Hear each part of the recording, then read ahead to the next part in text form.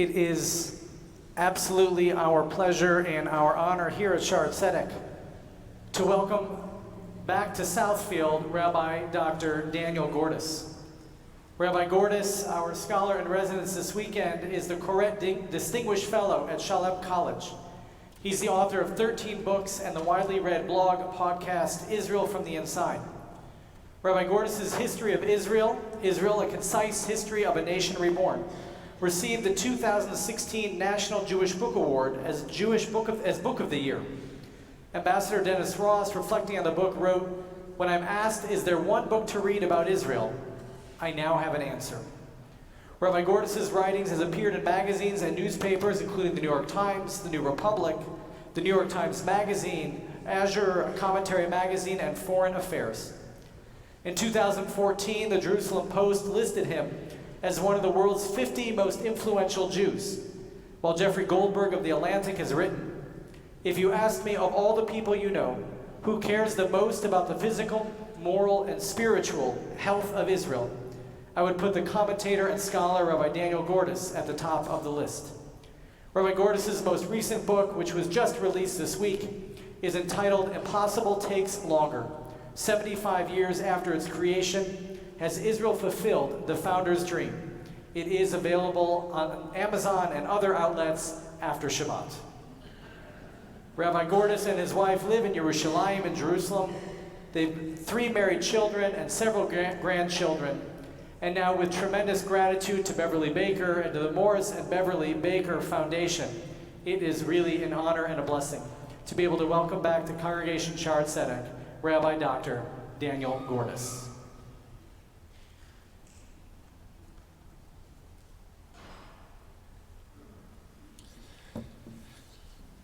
Thank you very much, Rabbi Star. Shabbat Shalom, everyone.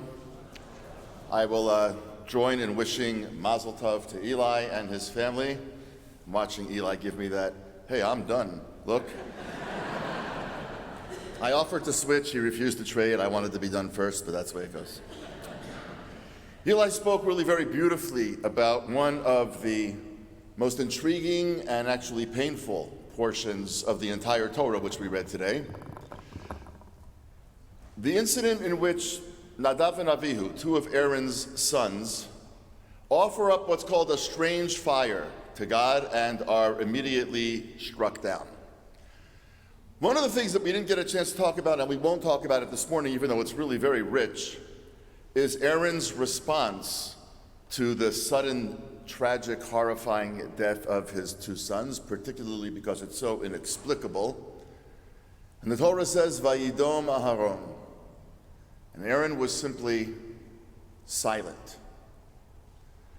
It's just worthy for us, and when it's not our subject for this morning, but it's worthy of us to remember that there are moments in our interactions with human people who are going through whatever they may be going through, that sometimes presence is enough.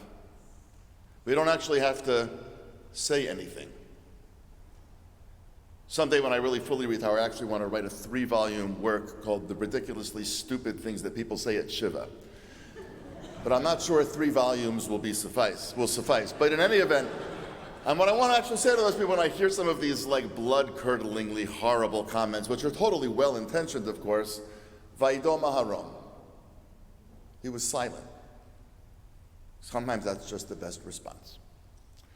But what was he silent in response to? He was silent in the response to this really inexplicable, horrifying death of his 2 sons for reasons that to this day we do not really understand, and the commentaries go on and on about a whole array of things that they might have done that would have been inappropriate. Whether that would have merited their death or not is obviously another conversation altogether. But one of the things that's very clear, even in the early parts of this morning's Torah reading, before we get to the tragic death of Nadav and Avihu, is that the sacrificial system, which has, of course, over the course of time, as Rabbi Star acknowledged before, been replaced in Jewish tradition with the system of prayer. But both the sacrificial system and the system of prayer have very clear guidelines and very clear boundaries. There were sacrifices that you could offer in such a way, but not in a different way. There are sacrifices that you could offer, but you could not offer. There are sacrifices that you could offer at this time but not at that time. There are prayers that we can say during the day that we cannot say at night, and there's prayers that we can say at a minyan that we are not able to say if we don't have a minyan. There are prayers that are said in joy, there are prayers that are said in sorrow. Part of what Judaism does as a way of sanctifying our lives and giving them meaning is to set very clear boundaries, to make distinctions between all sorts of different kinds of categories. And it's a different sort of distinction, a different sort of kind of category that I'd like to reflect with you about this morning, just a little bit on this Shabbat, for which I am deeply honored and grateful, and I will share and second Rabbi Starr's profound thanks to Beverly Baker, a longtime friend, and to the Morris and Beverly Baker Foundation for making this weekend possible. On this weekend, when we are just getting ready and revving up, so to speak, towards the celebrating of Yom HaAtzmaut, Israel's 75th Independence Day, in a week and a little bit, on Hey B'Iyar, on the 5th of Iyar, the month which Rabbi Starr also just mentioned,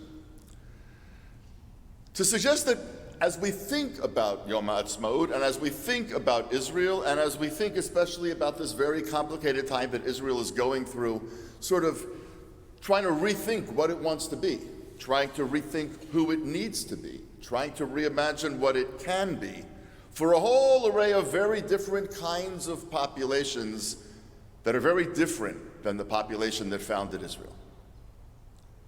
Population that founded Israel looked a lot like most of us in this room. And like most of us in this room, the population that founded Israel could trace their heritage back to Europe. It's not true of everybody in this room, to be sure, but it's true of most of us. And today that's no longer true. Most of the population, most of the Jewish population of Israel now traces its lineage not back to Europe, but to North Africa, to Yemen, to Iraq, to Iran, where they were raised very differently, with very different values, with very different priorities, with very different senses of the place of religion in private life and in public life, and we could talk about that at great length, which we won't. But this notion of categories, this notion of boundaries, this notion of difference, something that I want to reflect on just for a couple of moments as we, as a community and as individuals, get ready to celebrate Yom HaAtzmaut. There's two flags behind me. I know that both because I saw them before and I can see them on the screen in front of me. And if you try to take one of them, I can look and see, even if I'm looking in that direction. It's very cool. But in any event, there's two flags there. And it's an extraordinary thing that in most congregations across America, those two flags are there, as well, really, they should be. But there's a danger of those two flags being side by side in so many of the settings that you and I see. Whether we're part of the Jewish community, we're not part of the Jewish community, when we're witness to what the American Jewish community does, those flags stand side by side. As I said, as well they should. But the danger of those two flags standing side by side is that we can imagine that basically what we have here are two very similar countries. One is very big, one is rather small. One we think is very old, one is rather young, not really so true, by the way. Israel is older than 2/3 of the countries in the United Nations. Israel is one of the world's third oldest countries. But it's still a young country, 75 is young. And we tend to assume, you have these two countries, they're basically very similar. What you have in Israel basically is a Hebrew-speaking, falafel-eating version of the United States in a very bad neighborhood. Hebrew-speaking, yes. Falafel-eating, not nearly as much as you imagine. Very bad neighborhood, yes. And a version of the United States, absolutely not. To understand Israel and to appreciate the directions that Israel has already gone in and the directions that Israel will, God willing, go through in the years to come, we need to rid ourselves of this notion that Israel is trying to be just like the United States. Yes, we have 800 numbers. Yes, we have Kentucky Fried Chicken. Yes, we even have McDonald's, and some of them are kosher. We have a whole bunch of things. But we're a profoundly different project. Thomas Jefferson wrote in 1776, when in the course of human events, America was going to be an experiment for human beings of whatever sort, wherever they came from, whatever their color, whatever their faith, whatever their background, whomever they loved. America was going to be an experiment, and he actually said this in 1826, on the 50th anniversary of the United States, when he was already too old and unwell to travel to Washington for the celebration. If I'm not mistaken, Jefferson actually died on the 4th, if I'm not mistaken. But in his next to last letter that he ever wrote, he wrote to the people who had invited him to come to Washington for the 50th anniversary of America, which is really an unbelievable thing that he lived to see that. And he wrote that he was unable to come because of health, but he said he believed that what the founding fathers, and yes, they were primarily fathers back then, what the founding fathers of America had created would be a model for all of the world to follow. Sooner or later, he said, the world will come to look like America. Sooner or later, he said, the world will come to be democratic. Sooner or later, he said, he didn't use this term, but he meant, this is what he meant, the world will come to basically have fundamentally liberal free market economies. Sooner or later, what America had done, which was to open its arms wide to people from all over the world, sooner or later, that's what the entire world was going to become. The founding fathers of America wanted to create something in the United States which would be a model for the entire world. Francis Fukuyama, who's still alive and wrote a book called The End of History a number of decades ago, said it was coming true. The good news for Francis Fukuyama is that the book sold like hotcakes. The bad news for Francis Fukuyama is the book was entirely wrong. But he had no way of knowing that any more than any of us could have predicted what's happening in Israel right now, even 6 months ago. It would have been entirely unthinkable. When Fukuyama wrote that book, it looked like the model of America was really spreading across the world.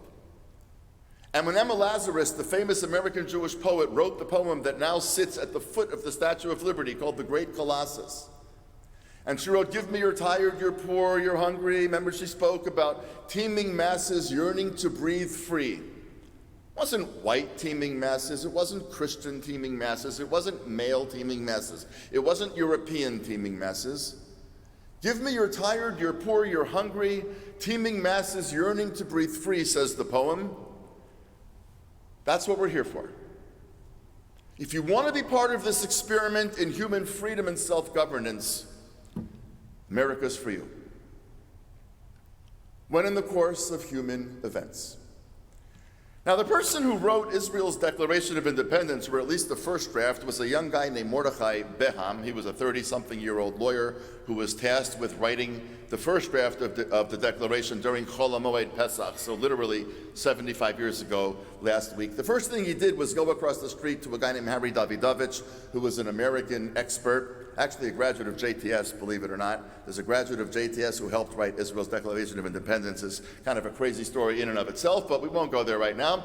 And Davidovich said to Beham, well, obviously you went to law school, but you didn't learn anything about writing declarations of independence, because no law schools have courses in writing declarations of independence, because nobody typically does that very often in their life. And the first thing that Beham did was to copy down first in English, because you couldn't let you take out your phone and copy it. He wrote down Thomas Jefferson's language. And then he translated it into Hebrew, and then he began to edit it. And then it went on to a guy named Tzvi Berenson, and then it went on to Moshe Sharet, and then of course it went on to David Ben-Gurion, who was part of a committee of three. And because David Ben-Gurion was who David Ben-Gurion was, when this committee of three was supposed to meet on the night between the 13th and the 14th of May, 1948, to make some last edits, the other two guys didn't even bother coming to the meeting. They were like, Ben-Gurion's going to be up all night rewriting the Declaration of Independence. Now, we can either be up all night and watch him, or we can be asleep and let him do it. So they chose very wisely to stay in bed and go to sleep and let him do it by himself, which is what he was going to do in any event. And the way the Declaration of Independence of Israel begins now is, Be'eretz Yisrael kam ha'am ha'Yehudi. The Jewish people was born in the land of Israel. The land of Israel is the birthplace of the Jewish people. That is a fundamentally different claim than in the course of human events. America is about human events. Israel's about the Jewish people. True, 20% of Israel's citizens are not Jews, which makes Hatikva, by the way, problematic. Kol od balevav pnima nefesh Yehudi homiyah.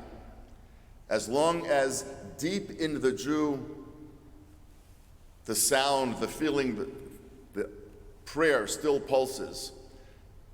How are the Arab members of the Supreme Court supposed to sing that at national ceremonies?